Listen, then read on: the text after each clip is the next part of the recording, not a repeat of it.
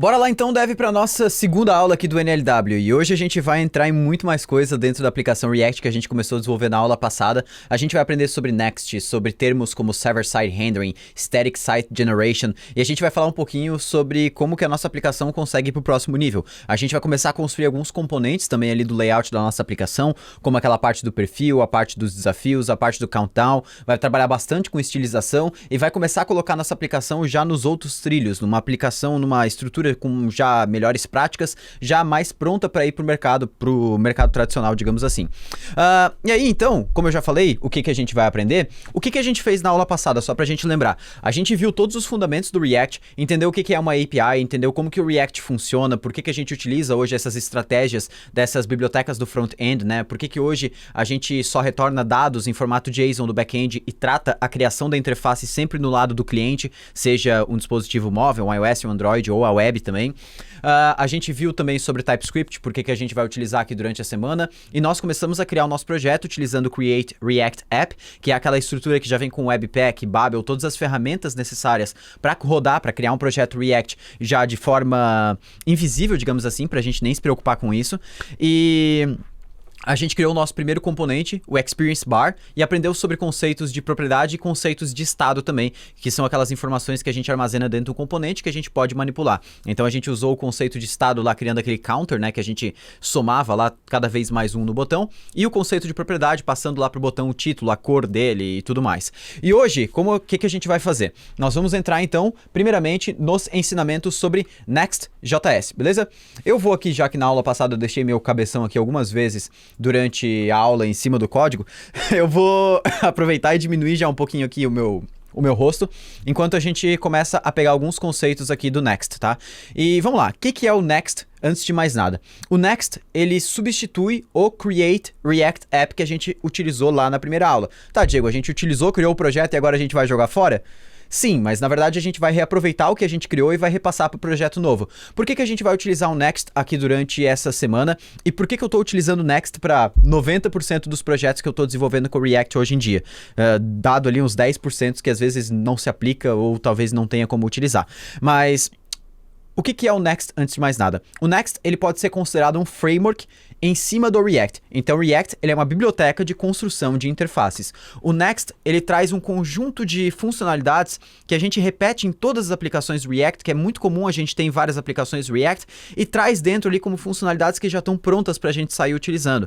Por exemplo, roteamento, né? É muito comum a gente ter aplicações, em todas as aplicações, a gente ter rotas, né? A página de contato, página de produtos, página de carrinho, a gente tem páginas, né? O Next já vem com isso pronto, a gente não precisa ter uma estrutura, instalar dependência e tudo mais, ele traz isso pra gente pronto. Outro ponto muito legal do Next é que ele habilita pra gente trabalhar com as 3 siglas mais famosas do desenvolvimento front-end hoje em dia.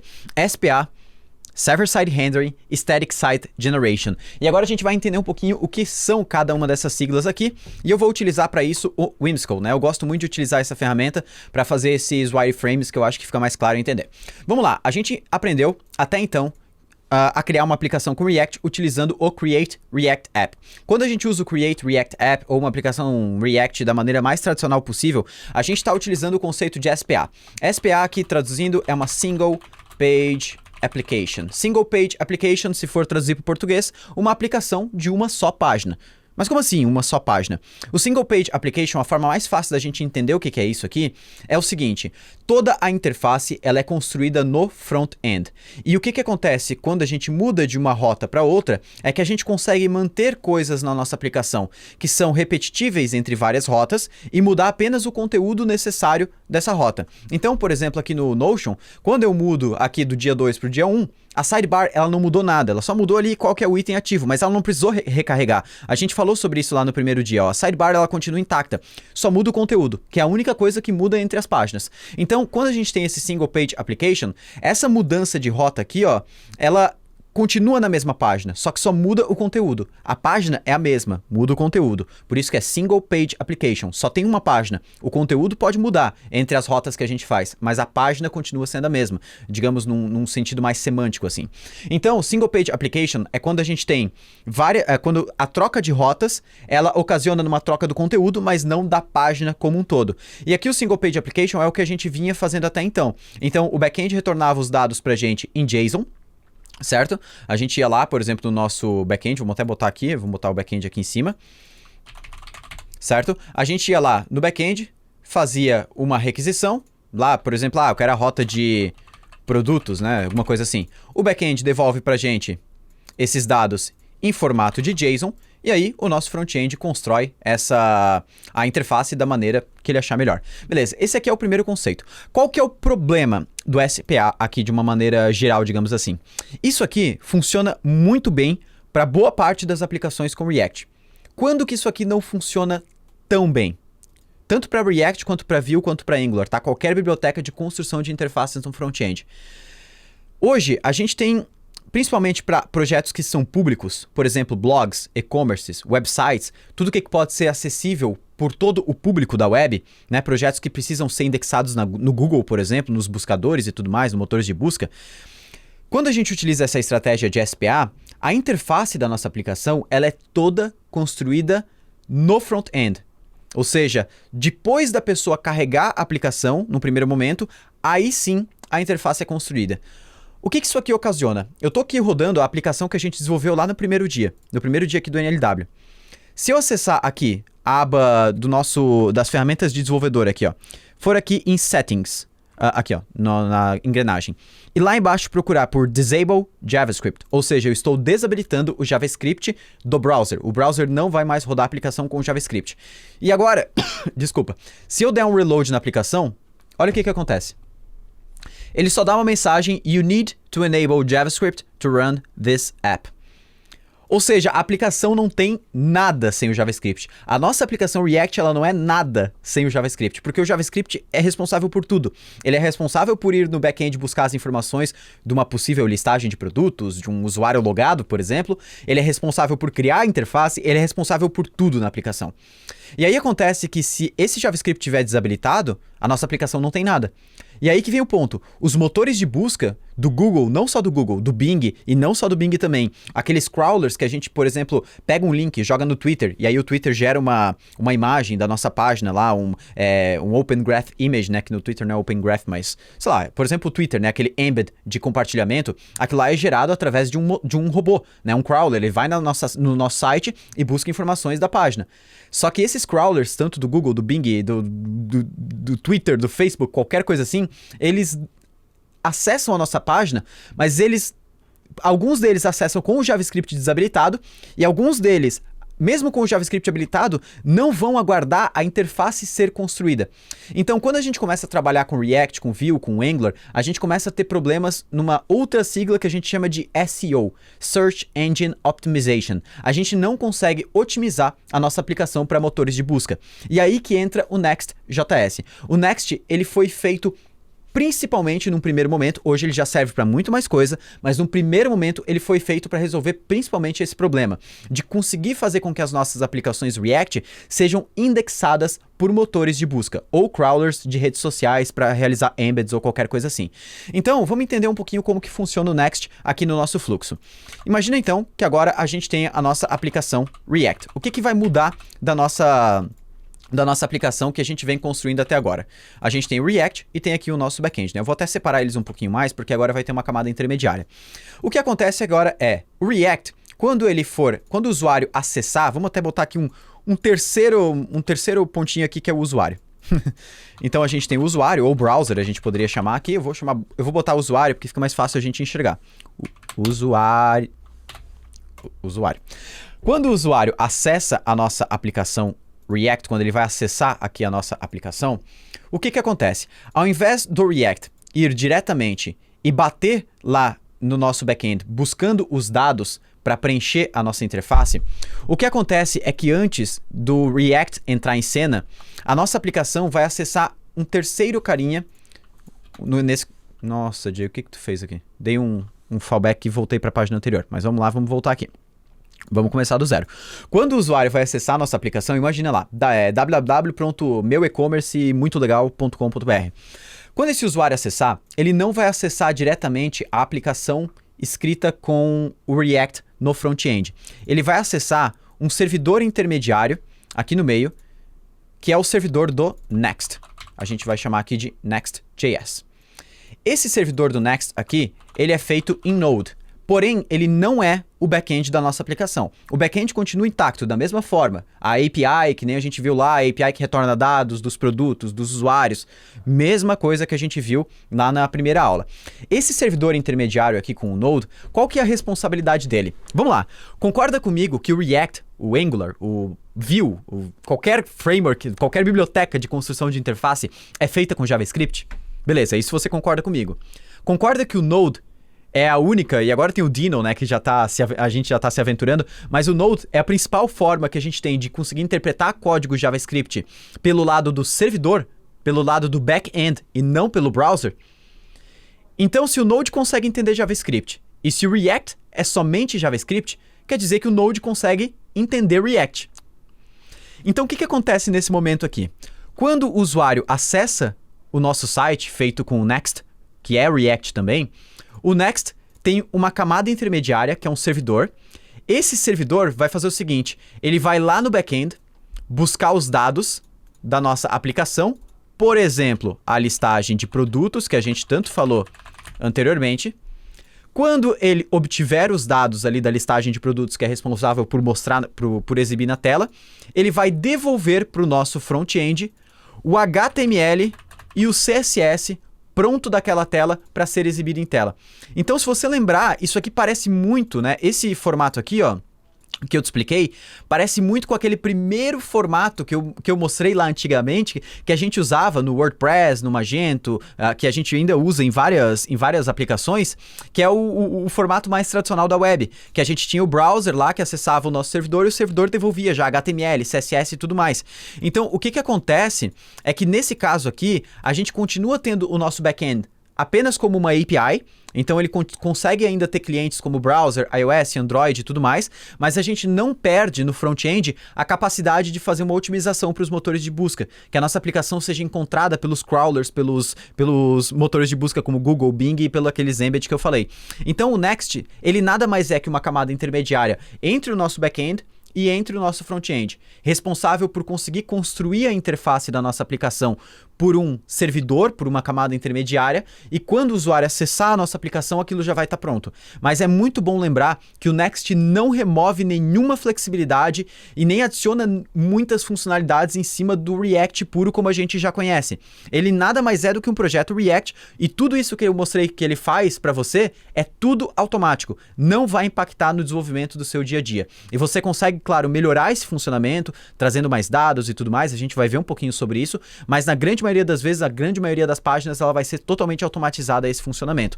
Então isso aqui a gente chama de Server-Side Rendering, que é a segunda sigla que a gente tinha lá no nosso cronograma aqui. Então a gente já falou sobre SPA, que é quando a gente cria um projeto com React tradicional, que caso a gente desabilite o JavaScript, ele para de funcionar. Isso nem sempre é um problema. Às vezes você está construindo, por exemplo, um painel de administração. Cara, o painel de administração, ele não vai precisar ser indexado pelo Google. Ele não vai precisar, por exemplo, ter um motor de busca, fazer algum embed ou qualquer coisa assim, né? Então, meio que não faz tanta falta esse tipo de conceito. Mas o Next ele traz algumas funcionalidades também que podem ser interessantes para um painel de administração. Por isso que daí, nesses casos, você tem que avaliar. Mas se você está construindo, por exemplo, um website, um blog, um e-commerce ou qualquer página que seja pública, qualquer site que seja público, utilizando o React, vai de Next. O Next é a solução hoje mais completa. O Gatsby também pode ser uma solução, a gente fala sobre ele daqui a pouquinho, mas a gente não vai utilizar.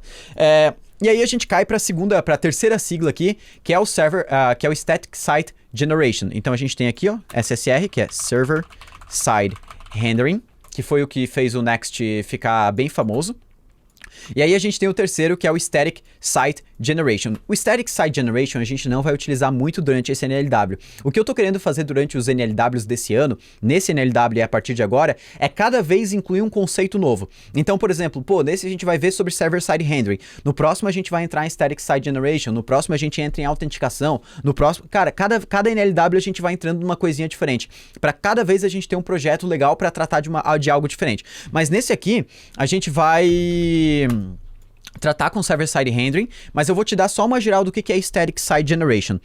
Static Site Generation é algo que foi criado há um bom tempo já. Eu vejo esse... Na verdade, foi a primeira forma da gente desenvolver a web. Era tudo estático, né? As páginas, elas não precisavam acessar um banco de dados ou qualquer coisa assim. Era sempre tudo HTML puro. E o Static Site Generation, ele também é um HTML puro, digamos assim. HTML, CSS e JS puro, que não precisa conectar na API. Só que ele é um HTML, CSS... JS puro, estático, que a gente consegue atualizar ele de tanto em tanto tempo, digamos assim. Então imagina, por exemplo, que a gente tem ali um blog super acessado. Milhões de acessos no nosso blog. Imagina Globo.com, por exemplo, quantos acessos eles têm cada segundo. Deve ter milhões, né, de acessos cada segundo lá dentro. Imagina que eu tenho que, cada vez que uma pessoa acessa essa página, fazer uma requisição no banco ou fazer uma requisição para o meu back-end para buscar todas as informações das notícias dentro da home. Só que essas notícias, elas se atualizam, sei lá, a cada 15 minutos sai uma notícia nova. Então, se dentro de 15 minutos eu tiver 1 bilhão de acessos na minha aplicação, pensando que a tua aplicação é muito grande, você vai ter 1 bilhão de chamadas para o back-end que vão retornar as mesmas informações. Então é super custoso isso para o back-end. E muitas vezes uma página ela demora muito para mudar. Imagina, por exemplo, você está criando um blog. E aí você tem lá, por exemplo, o conteúdo do blog. Toda vez que a pessoa acessa aquele conteúdo, você vai no banco, busca título, conteúdo, comentários, autor, foto, traz para o front-end e monta a tela. Só que você nunca atualizou esse post desde que você lançou o seu blog. Já faz 2 anos. Todo mundo que acessou o post, mesmas informações. Por que isso precisa ainda ir no banco de dados? Faz sentido? Faz sentido isso ir na API buscar dados? Não mudou. Então, o que a gente consegue fazer no Next.js? Essas páginas que não mudam com muita frequência, ou até as que mudam com frequência, mas não tanto, a gente pode falar para o Next, olha só, quando uma pessoa acessar essa página, grava ela em memória, ou seja, gera ali um HTML, CSS e JS estático dessa página.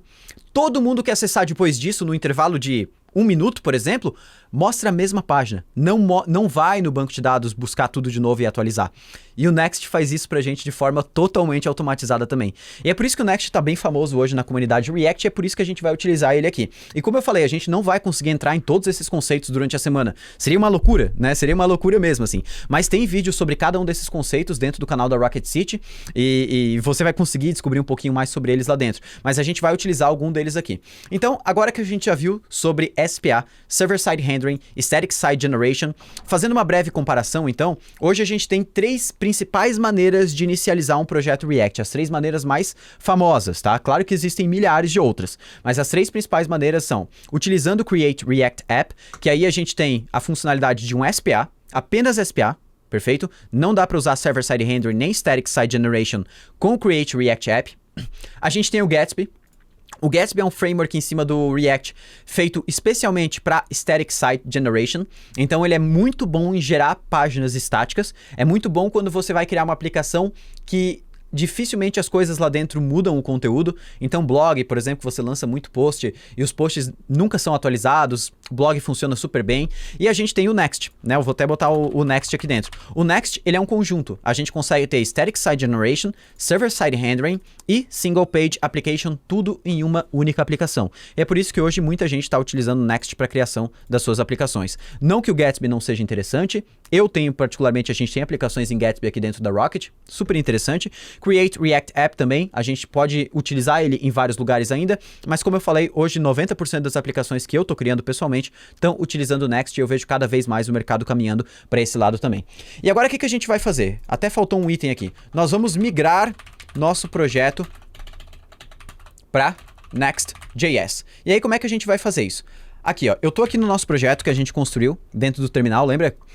Move It, né? Eu criei ele, tá aqui o nosso projetinho. Eu vou fazer o seguinte, eu vou voltar uma pasta aqui dentro e para criar o nosso projeto, eu vou dar um yarn create next app e o nome do projeto. Eu vou chamar ele de Move It Next.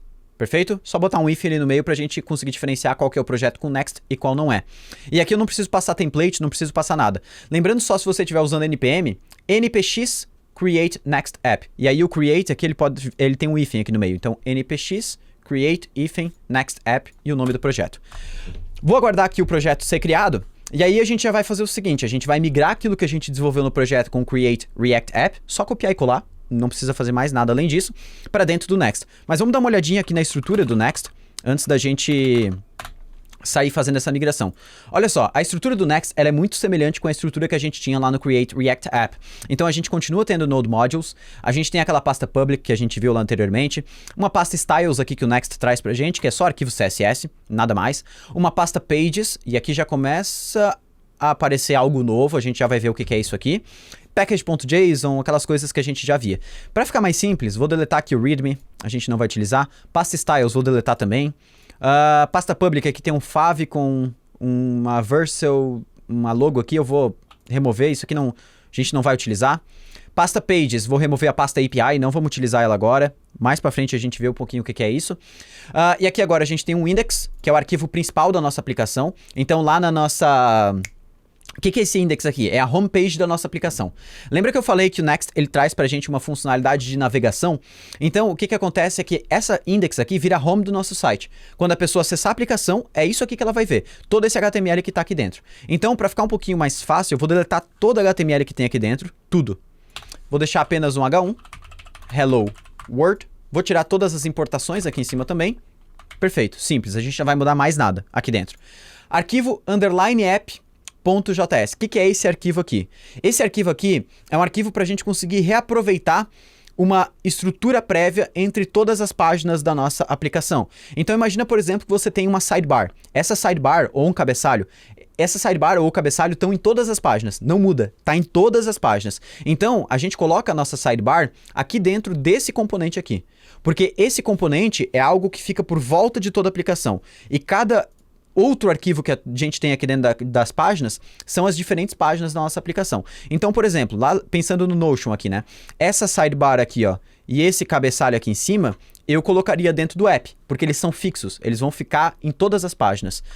Isso aqui, ó, esse conteúdo que muda, cada um deles é uma página diferente. E aqui no caso o index é a home e a gente pode ter mais arquivos indicando outras páginas. A gente vai ver um pouquinho sobre isso mais pra frente. Então aqui, por enquanto, eu vou só deletar o CSS. E agora o que eu vou fazer também é instalar o TypeScript dentro do Next. Porque como eu falei lá desde a primeira aula, a gente vai utilizar TypeScript aqui no desenvolvimento. Então eu vou trocar a extensão JS, desculpa, por TSX. Aqui JS também por TSX. Vou tirar minha câmera por enquanto aqui, logo eu volto aí para dar um oi. E agora eu vou instalar aqui dentro do projeto com o Next, eu vou instalar o TypeScript. Beleza? Vou instalar também o types/react, que são as tipagens da biblioteca React. Eu vou instalar types/react DOM, que são as tipagens da biblioteca React DOM, que a gente também utiliza aqui no browser, e types/node, porque como o Next ele tem um servidor Node, como eu expliquei antes, para rodar a criação da interface do React, eu preciso dessas dependências. E eu vou instalar isso aqui tudo como dependências de desenvolvimento, ou seja, são dependências que eu não preciso em produção, porque em produção o nosso código ele vai ser convertido para JavaScript, então meio que não tem tanta necessidade. Com isso instalado agora, basta eu executar yarn dev, e aqui não é yarn start, tá? É yarn dev, mas antes eu vou parar o meu servidor que eu tô rodando aqui, ó, do Create React App, que a gente criou ontem. Então eu vou parar o servidor, que é o que estava rodando nossa aplicação de ontem. Vou voltar agora na aplicação Next e dou um yarn dev. Aqui ele falou que faltou eu instalar o TypeScript. Nossa!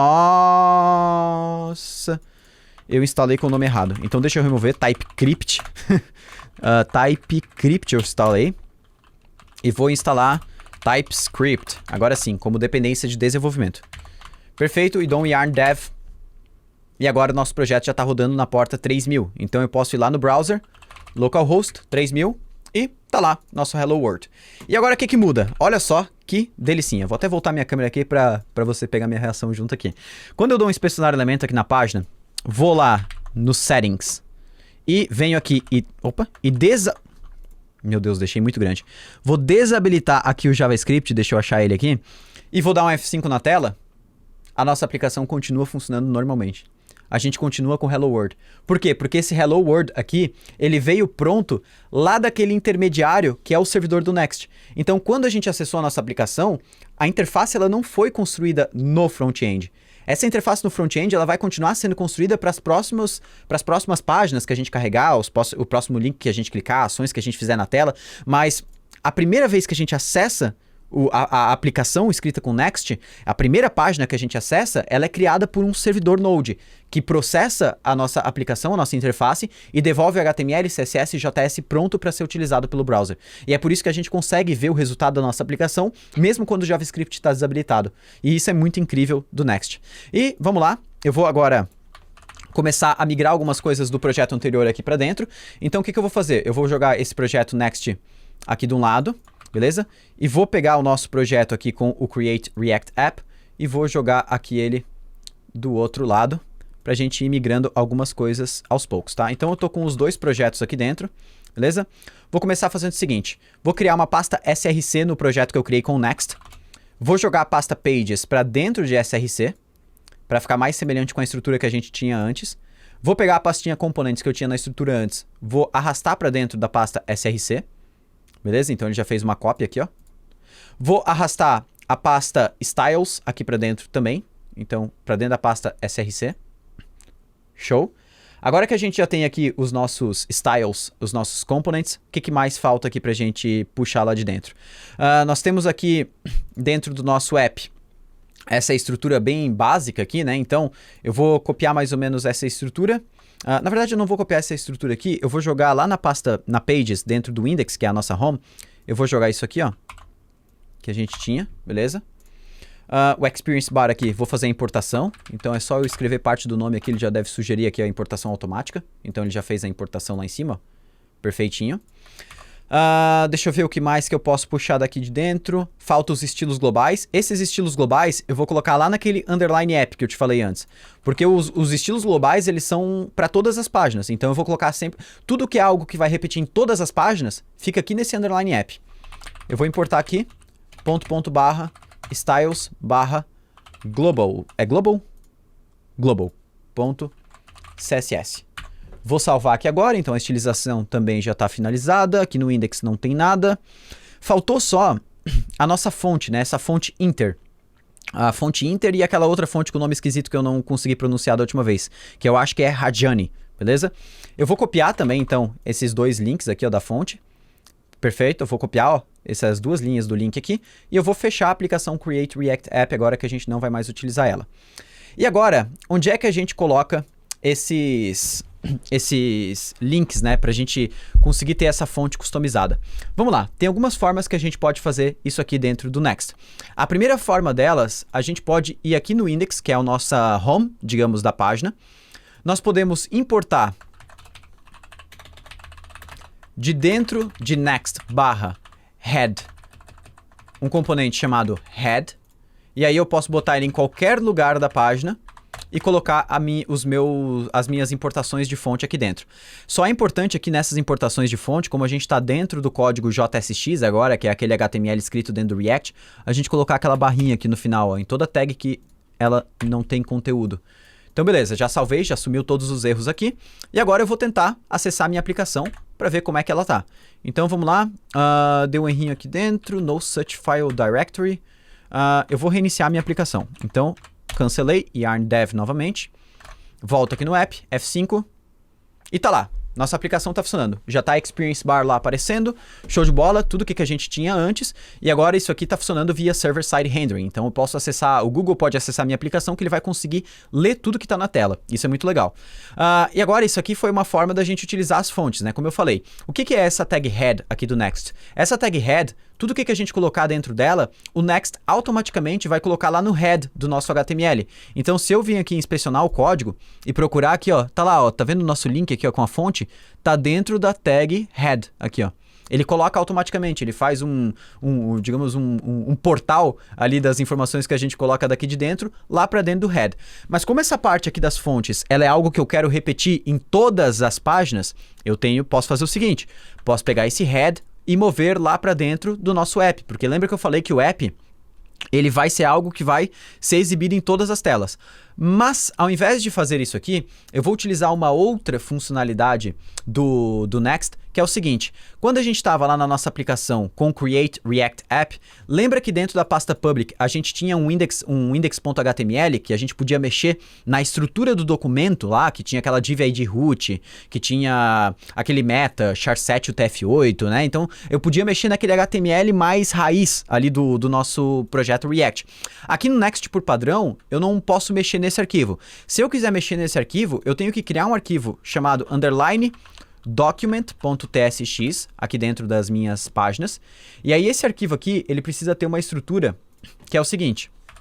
Ele precisa exportar daqui de dentro eu vou botar aqui, eu vou utilizar o formato de classe, que é o recomendado pela documentação do Next. Perfeito? Era a forma que a gente criava componentes antigamente no React, né, utilizando classes. E aqui eu preciso estender dessa classe o document que vem de dentro de next/document. Extends document.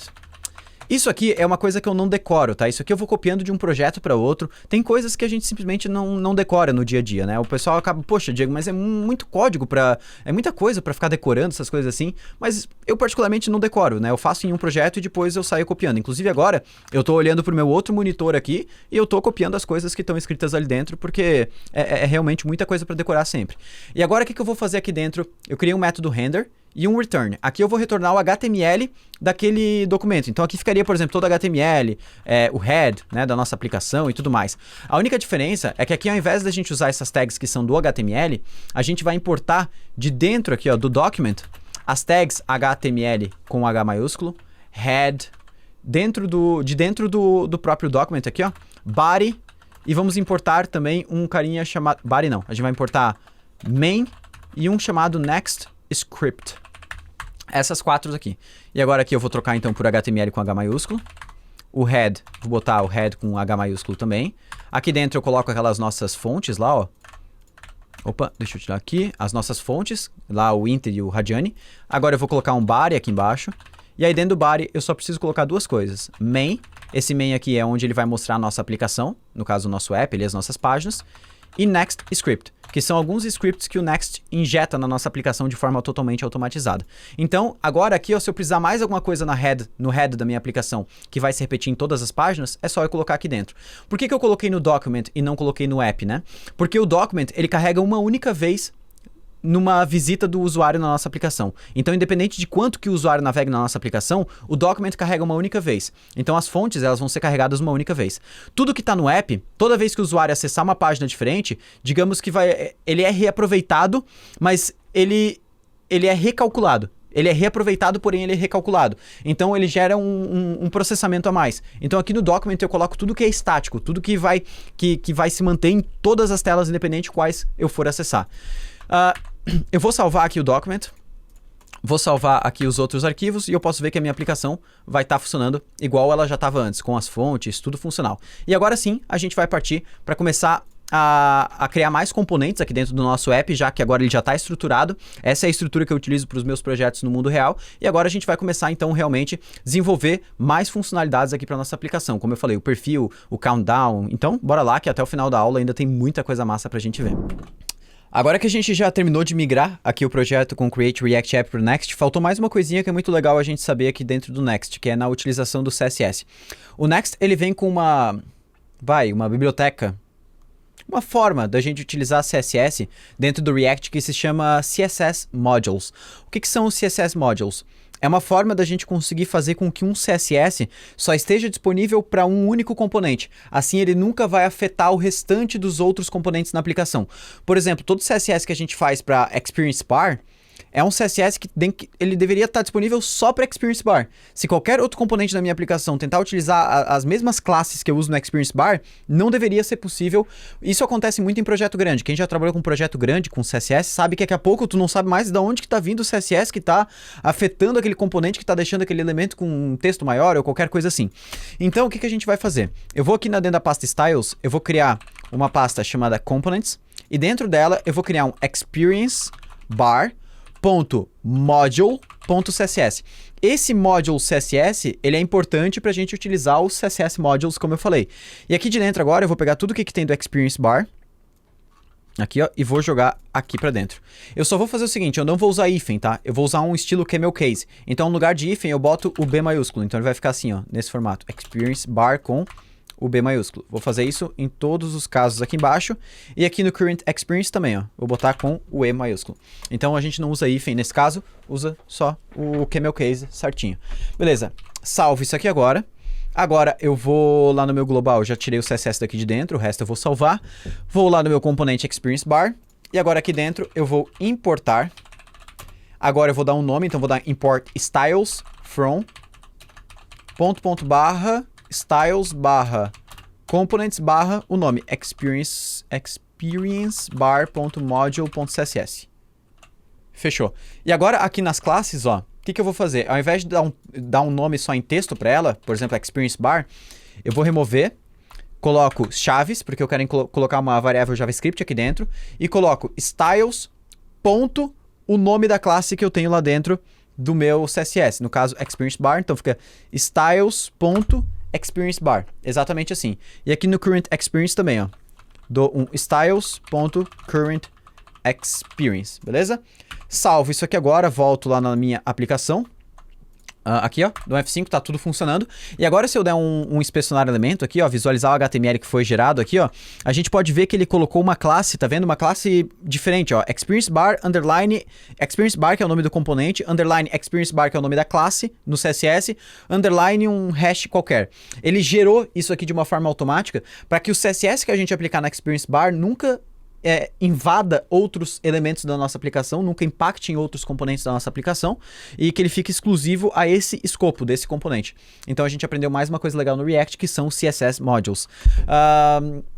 Beleza? E agora a gente vai começar a construir os componentes da nossa aplicação. Vamos ver até onde a gente consegue ir aqui, né? Se a aula começar a ficar muito longa, a gente vai deixando um pouquinho para depois, porque as aulas lá a aula de sexta-feira eu já deixei ela um pouquinho mais tranquila pra gente só... E aí se ficar muito pesado essas primeiras aulas, a gente vai deixando um pouquinho mais pra frente. Vamos lá, componente de perfil. Então eu vou abrir o Figma aqui do nosso Move It, que é a nossa aplicação. E esse layout, como eu já falei, tá disponível para você acessar, né? Então tá aqui o nosso layout. A gente vai começar a codar esse carinha aqui, ó, esse componente de perfil, beleza? Então vamos lá. Primeiro lá na nossa home, deixa eu abrir aqui certinho a minha colinha para eu lembrar de tudo que eu tenho que fazer. Lá na nossa home, hoje eu tenho essa div class name container aqui. Aí eu tenho a minha experience bar aqui. E agora eu vou criar uma section, que é uma seção. Por que eu vou criar essa seção? Porque eu quero dividir aqui, ó, na esquerda e na direita, né? Porque ele está dividido em dois. Então eu preciso ter uma div ou uma section por volta para conseguir controlar isso certinho. E agora, então, eu vou ter essa section. Dentro dessa section, eu vou ter agora o meu... uma div que é a div da esquerda, digamos assim, e depois a div da direita, que é a parte onde mostra o desafio. Então essa primeira div aqui, ela é aquela div que fica com essa parte aqui, ó, toda essa parte da esquerda aqui. Então dentro dela eu vou ter o meu perfil. Então eu vou criar um componente para o perfil. E é legal que no React a gente sempre vá separando os componentes. Tudo que quando a gente enxergar que uma coisa, ela meio que é desconexa do restante, coloca num componente. Porque, olha só, essa parte aqui do perfil, qual que é a relação disso aqui com o restante que tem aqui, ó, com o countdown, por exemplo, com o botão? Não tem muita relação, né? Aqui eu tô lidando com perfil, aqui eu tô lidando com desafios, aqui eu tô lidando com um timer, né? Um countdown. Então, assim, as coisas elas não estão muito conectadas, parece que não faz parte do mesmo contexto, né? Então eu vou separando em componentes. Então aqui no perfil eu vou exportar uma função chamada profile. Aqui eu vou retornar algum conteúdo aqui dentro. E aí esse conteúdo do perfil aqui, eu já vou deixar a estrutura meio pronta. Ele vai ter uma div por volta de tudo. Geralmente tem uma div por volta de tudo, tá? É difícil o componente que não vai ter uma div ali por volta, uma main, uma section, uma coisa assim. Vou colocar uma imagem ali que vai ser a minha imagem de perfil. Por enquanto, como isso não é dinâmico, eu vou colocar aqui, ó, github.com/diego3g.png. Aqui você pode colocar o seu usuário do GitHub, que ele vai automaticamente buscar o seu avatar. Se você não tiver GitHub, coloca qualquer endereço de uma imagem aqui, um avatar seu do Twitter, vai lá, copia o link, coloca aqui dentro. Eu vou botar aqui no Alt Diego Fernandes, o texto alternativo. Vou colocar mais uma div aqui dentro. Por quê? Porque eu preciso do lado da imagem ter o nome e o level da pessoa. Então o nome vai ficar dentro de um strong. E o level... Meu Jesus... Fernandes. E o level eu vou colocar dentro de um parágrafo. E vou colocar aqui, ó, level 1, por exemplo. A gente vai ter uma imagenzinha daqui a pouco aqui dentro, então logo a gente já fala sobre isso. E agora eu coloco o meu profile aqui dentro. Tá perfeito. Agora, aqui na minha página, na minha home, né, eu preciso colocar uma classe nessa div para eu conseguir ter as minhas estilizações. Então eu vou fazer mais ou menos o mesmo esquema que a gente fez aqui com o experience bar.modulo, que a gente fez lá para o componente de experience bar. Eu vou fazer um para home, para a gente ter todos o CSS da home num arquivo só. Então eu vou criar aqui em styles pages e vou criar aqui o... Ah, meu Deus. Vou criar aqui o home.module.css. E aqui agora eu vou botar aquela nossa classe de container aqui, ó, do global. Vou colocar aqui dentro. E já vou criar aqui também uma classe chamada... Como é que eu vou chamar isso aqui? Eu vou botar left container, porque não tem... são vários elementos, sei lá, o nome que eu daria pra isso. Então, vamos botar aqui. E agora, esse left container aqui, o que ele vai ter? Ele vai ter... deixa eu pegar aqui. Styles.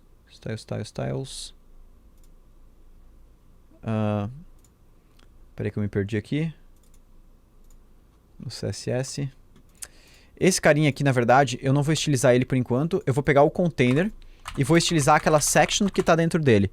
Então aqui, ó, no nosso index, eu vou estilizar essa section aqui. E essa section, ela vai ter flex 1. Ela vai ter display grid.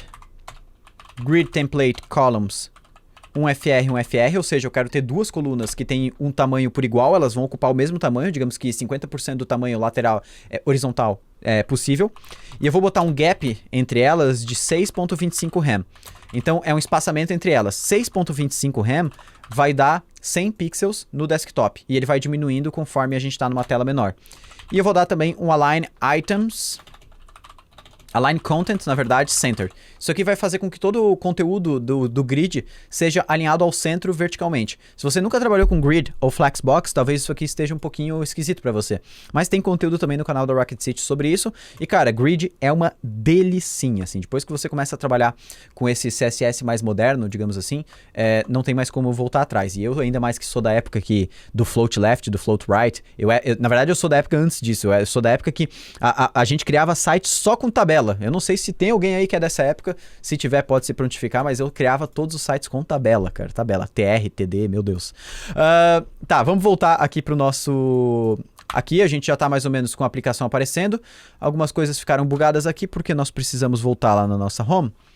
Importar aqui agora os estilos de dentro de styles, pages, home.module.css. Agora aqui ó, não vai ser container. Vai ser styles.container para eu conseguir usar o CSS modules. E agora só de salvar. Tadã, já tá lá. Meu perfil aqui, fotinho já tá aparecendo. E agora a gente vai criar um CSS aqui pro perfil. Então, profile.module.css aqui nos componentes. E aí lá no perfil a gente importa isso. Import styles from /components/ ou melhor, styles/components/profile.module.css. Perfeito, vamos lá. Agora aqui no profile a gente vai começar colocando uma classe nessa div. Então eu vou dar um class name dela styles.profileContainer, mesmo que não exista ainda. E do resto aqui eu não preciso, porque como é um elemento, um componente simples, né, eu vou estilizar tudo a partir desse container aqui.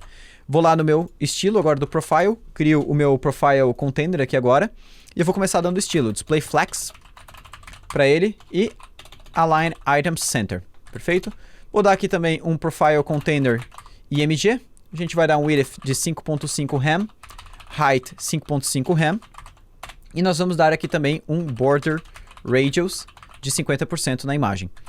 Vou pegar aqui também dentro do profile container a nossa div, que é o que fica por volta do nome do usuário e do level dele, e vou distanciar um pouquinho do avatar horizontalmente. Vou dar um margin left 1.5.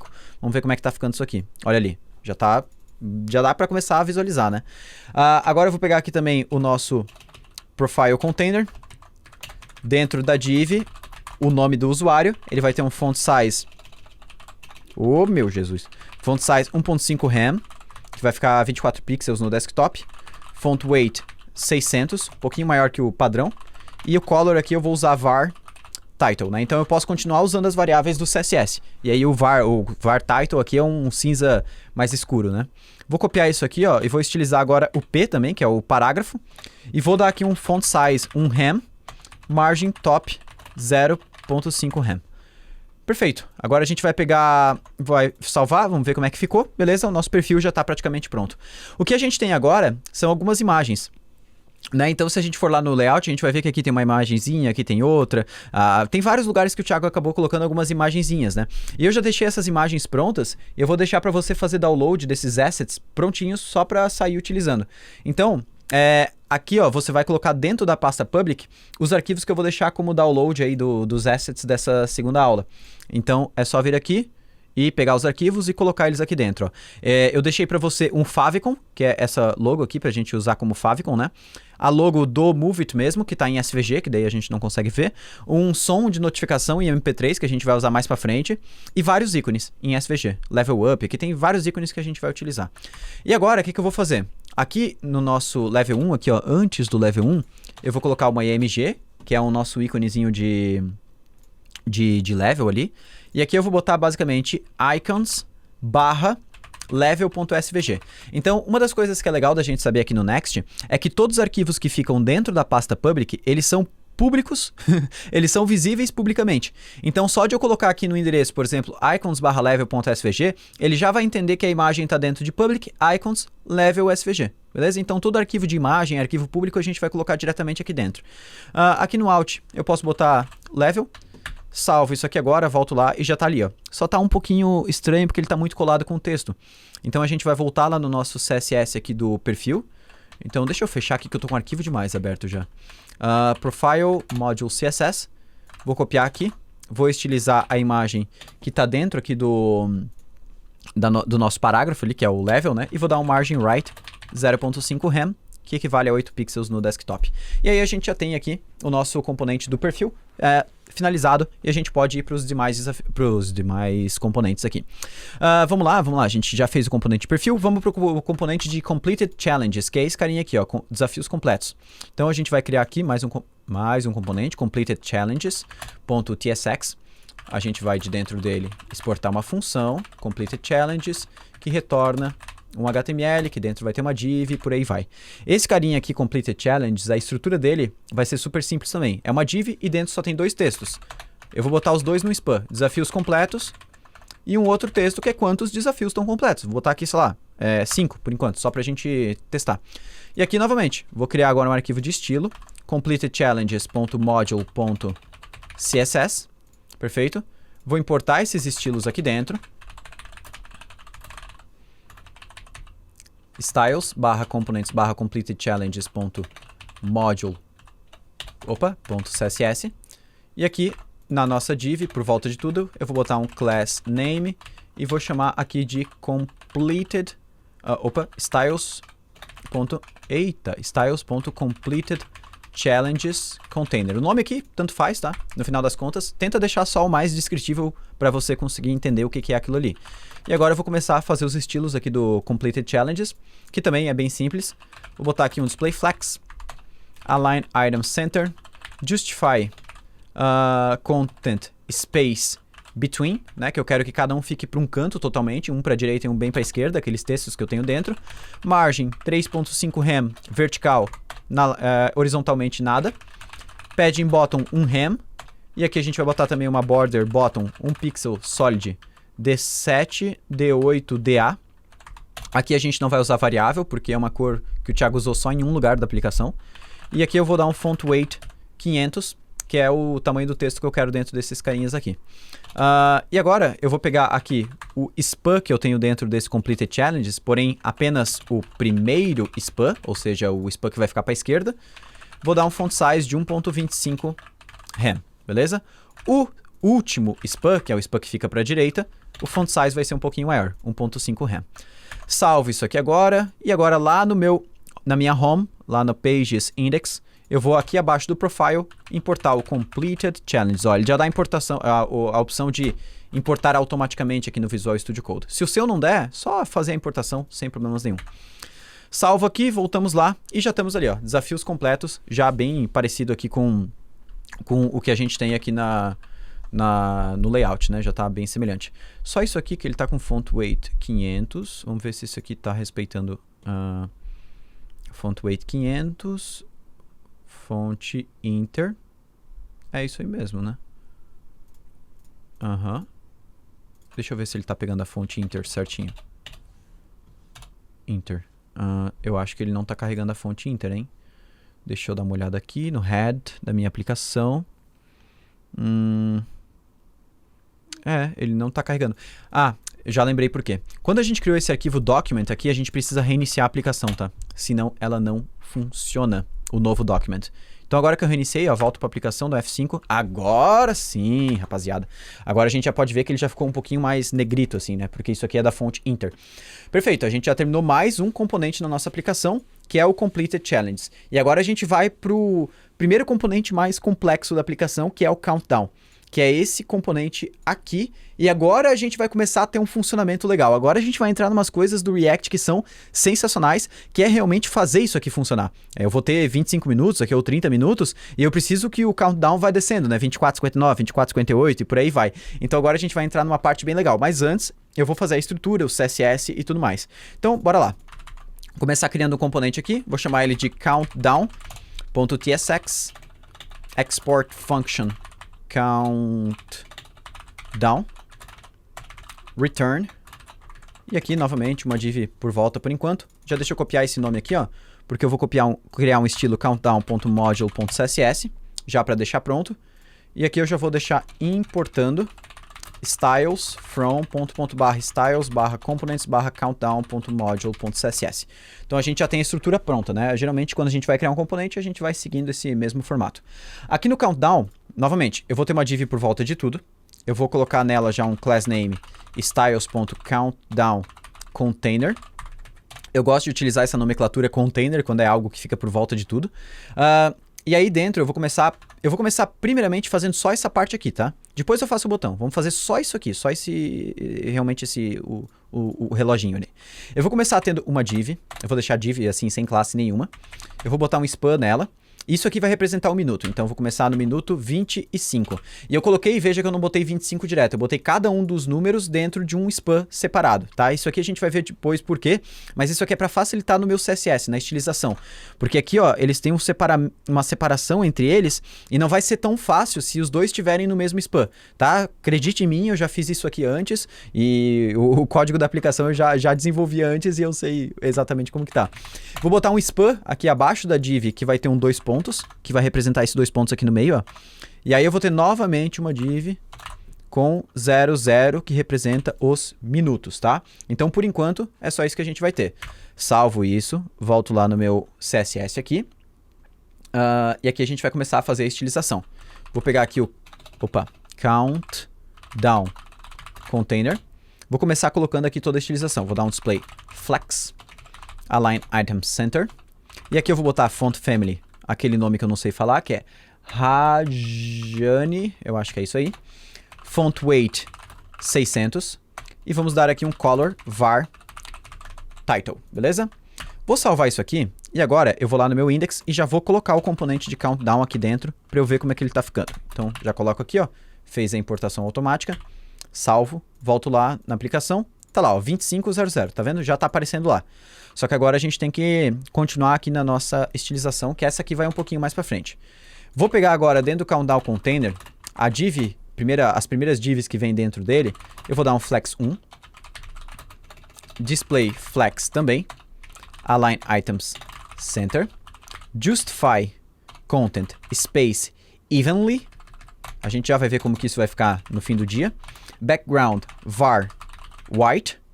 Vamos dar aqui também um box shadow 00, 60 pixels de blur, RGBA, porque eu quero um preto, só que pouquinho opacidade, eu vou botar 5% de opacidade, por isso ficou 0.05.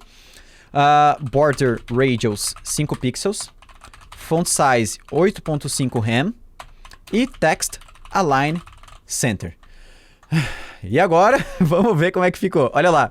Cara, assim, É claro que eu botei um monte de CSS aqui e você deve estar pensando, nossa, o Diego é um monstro do CSS. Que nada, eu já fiz esse CSS antes, quebrei a cabeça pra caramba até chegar nesse formato e aí eu já tô te dando o CSS meio pronto, né? Se a gente fosse explicar também toda a lógica que eu usei até chegar nesse CSS, aí, assim, a aula ficaria bem mais longa, assim. Mas, cara, é dia a dia, treinamento, daqui a pouco o CSS fica fácil de entender também. Não tão fácil, às vezes. Vou pegar agora, dentro dessa div, o span que eu tenho, vou dar um flex 1, para ele ocupar o máximo de tamanho também. E agora, o que eu vou fazer?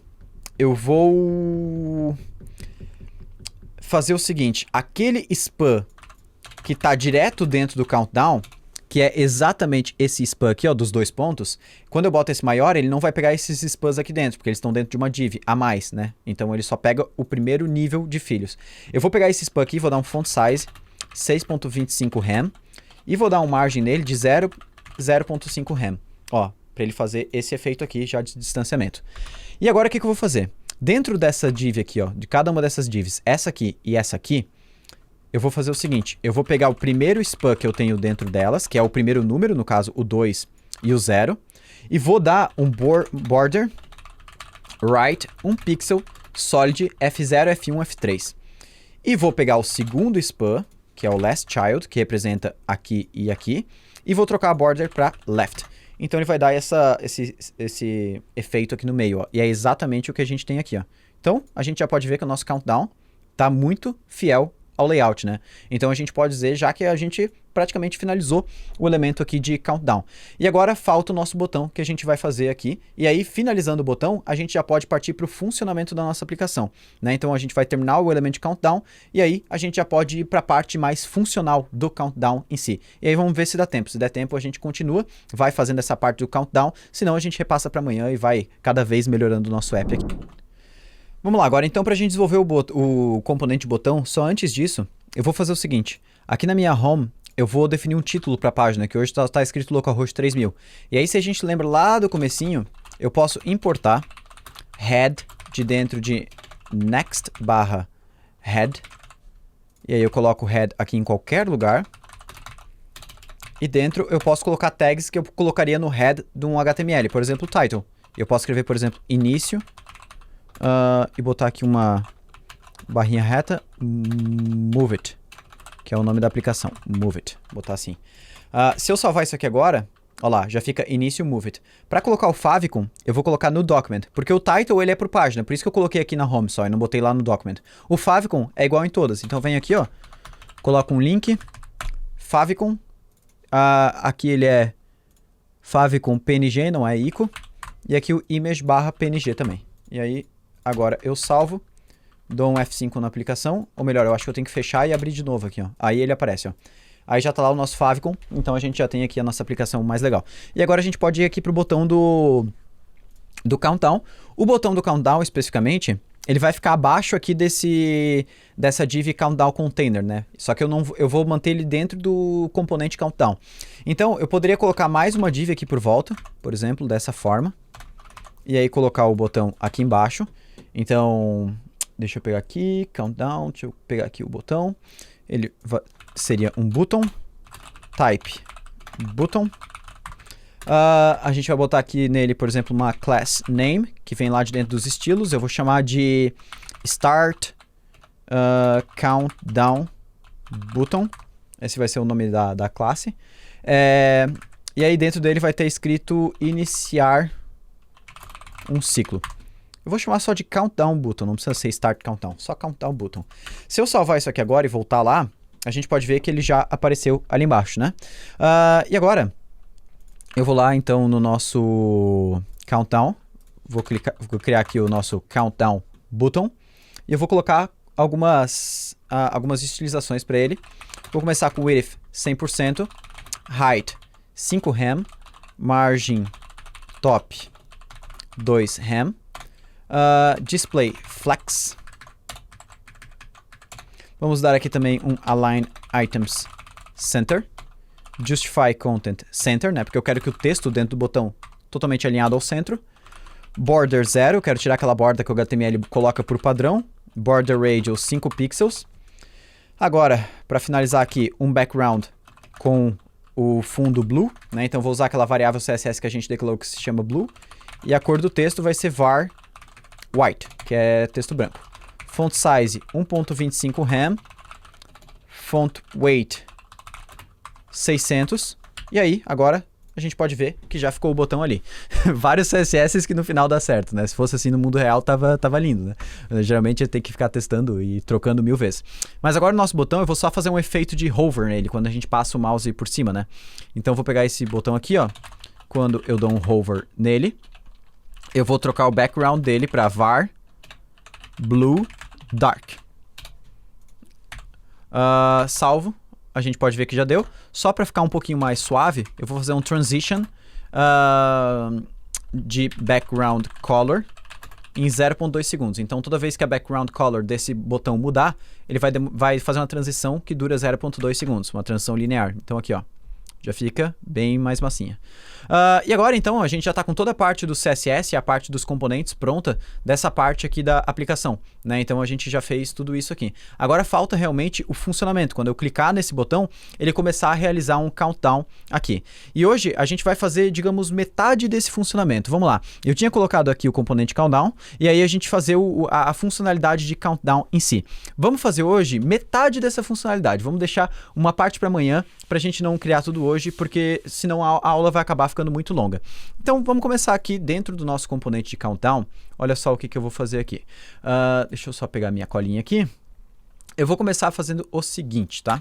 Eu vou começar declarando aqui dentro um estado. A gente já viu o que é um estado do React. Ele fez o auto-import aqui para mim, tá? Eu só digitei use state, ó. E aqui ele dá a opção, ó, de fazer o auto-import. E aí ele importa automaticamente. O que a gente vai fazer aqui agora é o seguinte. O countdown, ele precisa começar digamos, de um tempo e ir até 0, certo? Esse tempo, eu vou colocar ele em segundos. Porque como eu vou diminuir o countdown de 1 em 1 segundo, se eu tiver esse tempo aqui em segundos, é muito mais fácil para eu conseguir fazer essa operação. Então, eu vou inicializar esse estado do tempo, né, digamos, do tempo inicial do countdown, utilizando os segundos. Então, eu vou começar... vamos botar 25 minutos vezes 60, porque 60 segundos tem 1 minuto, então isso aqui representa 25 minutos, porém em segundos, né? E agora eu vou chamar isso aqui de time. E eu vou também pegar aqui o setTime, que é a função que vai alterar esse valor caso eu necessite. Mais para frente a gente vai usar, por enquanto não. E agora, aqui dentro, o que eu vou fazer? Eu vou precisar dos meus minutos, só disso aqui. E aí, como é que eu calculo os minutos através desse valor aqui? Para calcular os minutos, eu vou utilizar o seguinte. Eu vou pegar o time, dividir por 60, porque daí eu vou ter o número de minutos. E isso aqui vai funcionar muito bem quando eu tiver, digamos, minutos certinho, né? Se eu tiver, por exemplo, 25 minutos certinho, ele vai retornar 25. Mas se eu tiver, por exemplo, 24 minutos e 59 segundos, isso aqui vai retornar 24 ponto alguma coisa. Então, como eu quero arredondar esse número aqui para baixo, eu uso math.floor, né? Ele vai arredondar sempre o número para baixo. Então, mesmo se eu tiver 24 minutos e 59 segundos, isso aqui vai me retornar 24, porque é o número de minutos totais que eu tenho, e não, né, um número quebrado. E aí o número de segundos é esse mesmo cálculo aqui, porém eu quero pegar o resto da divisão, né? Então eu vou dividir, por exemplo, 24 minutos e 58 segundos dividido por 60. Qual que é o resto? 58 segundos. E aí ele vai me retornar isso aqui, ou seja, o resto que não coube na divisão. E aqui agora eu tenho minutos e segundos certinho. E agora eu preciso converter isso aqui para esse formato aqui, ó, pegar o primeiro e pegar o minuto, né? Pegar a primeira parte do minuto e a primeira parte do segundo e colocar cada um dentro desses boxzinhos que eu tenho aqui dentro. Então, deixa eu lembrar aqui exatamente como é que eu tinha feito isso aqui. É o seguinte, eu vou fazer o seguinte, const minute. Eu vou botar aqui minute left right por enquanto, só pra gente ver o que vai retornar. O que eu vou fazer? Eu vou converter esse valor de minutes aqui em uma string. Perfeito. Vou dar nela um pad start. Eu já vou explicar o que é isso. 2, 0. E vou dar um split. Agora, talvez se você não manja muito de JavaScript, pode ter ficado um pouquinho complexo. Vamos lá. Imagina que eu esteja no minuto 25. Se eu transformar isso aqui em string, ele vai me retornar 25. Perfeito? Se eu converter, se eu dar um split, né? Split ele basicamente divide, né? E como eu não passei nenhum caractere aqui, ele vai dividir cada caractere nosso e vai retornar num array. Então ele vai pegar 25 e vai repartir em duas variáveis, 2 e 5. Agora, se eu tiver no minuto 5, por exemplo, e tentar converter isso aqui para texto que vai ficar 5 e tentar repartir isso aqui em 2, não existe 2 disso aqui, só existe um caractere, então não tem o que repartir.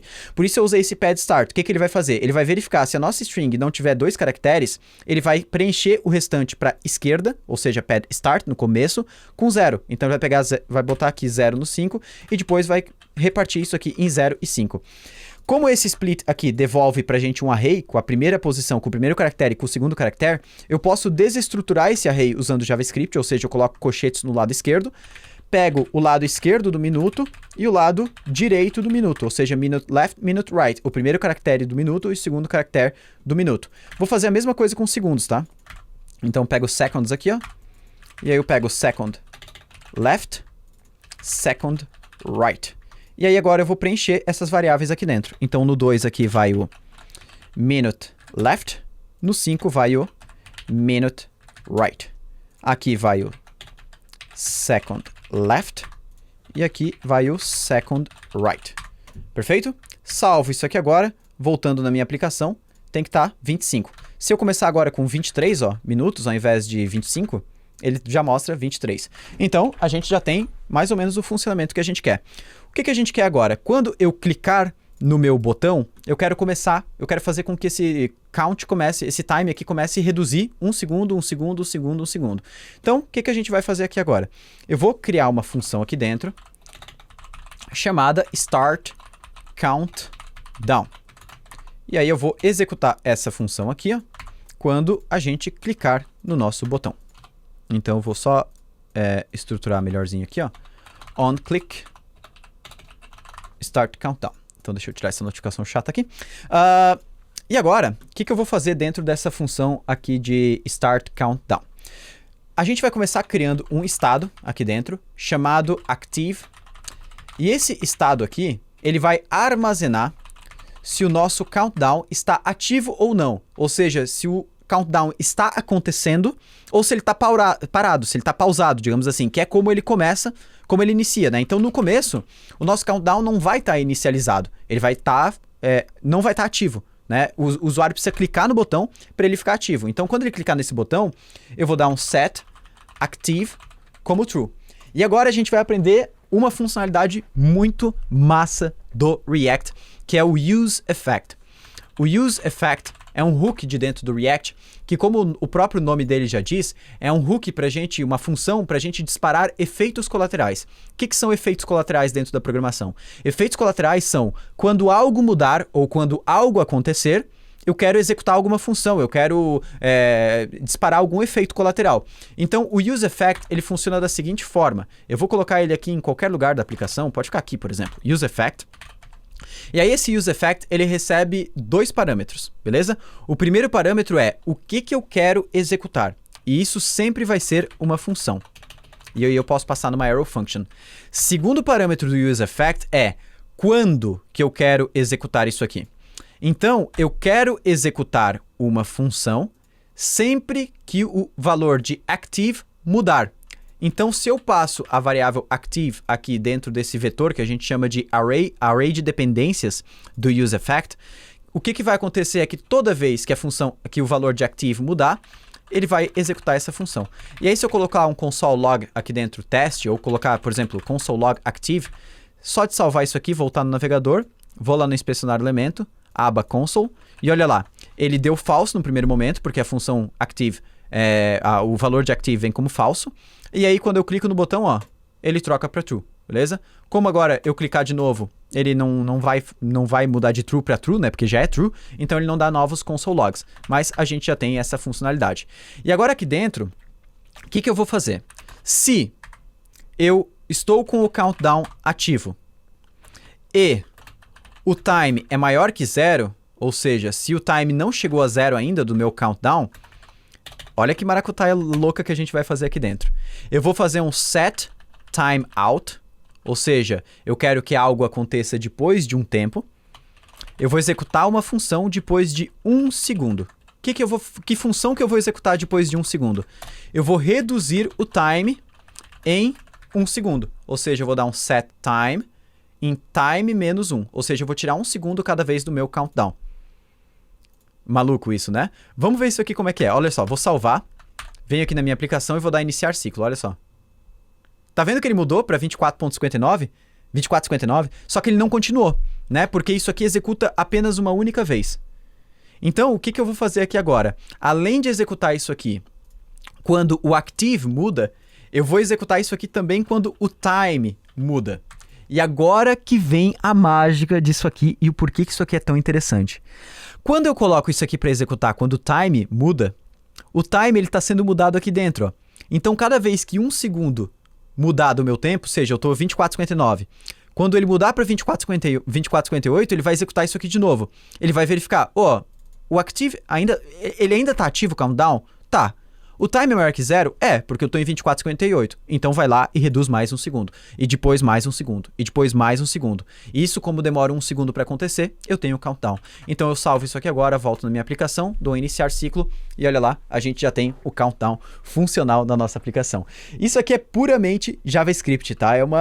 Digamos, uma sintaxe para a gente fazer um countdown. Eu poderia usar um set interval também, mas o set interval é um pouquinho mais chato de controlar o cancelamento dele. De quando o tempo acaba ou quando o usuário clica para pausar, é um pouquinho mais chato controlar, por isso eu vou usar essa funcionalidade de set timeout. E aí agora a gente já fez aí, digamos, metade do nosso funcionamento, então, com o countdown aqui da nossa aplicação. Ele já está chegando a 24.59, 24.58, e a gente vai deixar o restante, por enquanto não tem um botão de pausar, né? Então vou dar um F5 mesmo, e a gente vai deixar o restante aqui da nossa funcionalidade de countdown para a próxima aula. Então, vamos dar uma olhadinha aqui no que a gente fez tudo hoje. Então a gente criou o nosso hook de countdown. E agora um recap do que a gente aprendeu aqui. Cara, a gente aprendeu sobre Next, o que é SPA, Server-Side Rendering, Static Site Generation, quando usar Next, quando usar Create React App, quando usar um Gatsby da vida, por exemplo. A gente migrou nosso projeto de Create React App para um projeto Next. A gente criou nosso componente de perfil, falou sobre CSS Modules, né, como utilizar isso dentro do React, criou nosso componente de Completed Challenges, criou nosso componente de Countdown, que foi um pouquinho mais complexo, foi um CSS bem legal ali, criou o nosso Countdown, digamos, o funcionamento de Countdown ali, começou a dar aquele timeout, né, de reduzir. Então assim, meu Deus, eu tô...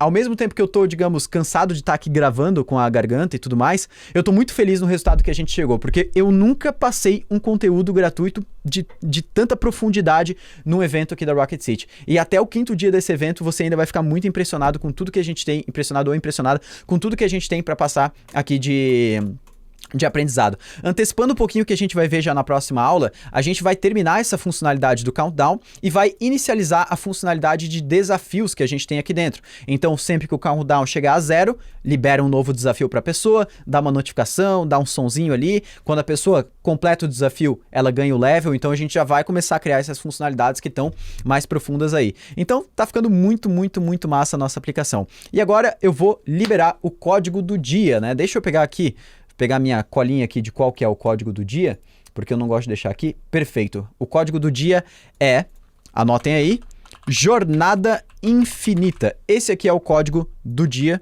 do nosso dia aqui, que é o código para você poder participar dos desafios que a gente vai ter ao longo da semana. E por que Jornada Infinita? Porque não interessa em que nível que você está de programação, não interessa. Sempre tem um próximo nível. A jornada, ela é sempre infinita.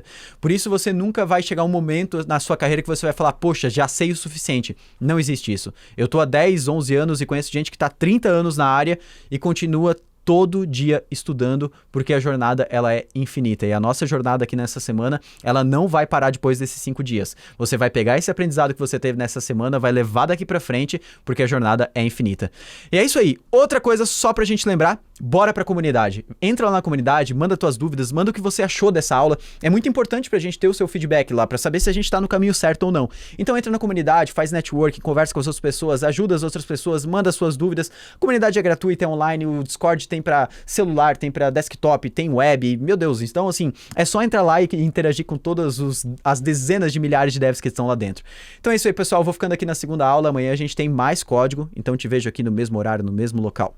Valeu!